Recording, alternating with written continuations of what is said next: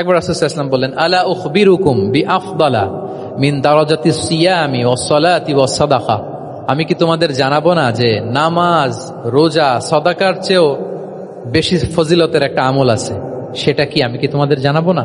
সাহাবারা বললেন, ক্বালু বালা ইয়া রাসূলুল্লাহ, হে আল্লাহর রাসূল অবশ্যই জানাবেন, অবশ্যই জানাবেন। কারণ নামাজের চেয়েও বেশি গুরুত্বপূর্ণ,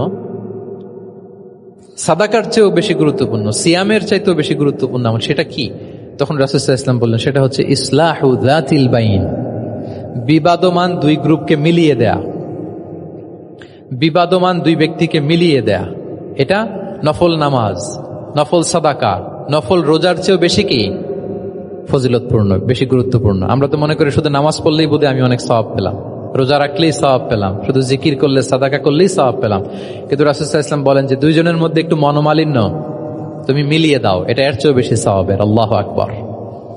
দুই গোষ্ঠীর মধ্যে দীর্ঘদিনের ঝগড়া মিলিয়ে দাও, এটা এর চেয়েও বেশি সওয়াবপূর্ণ।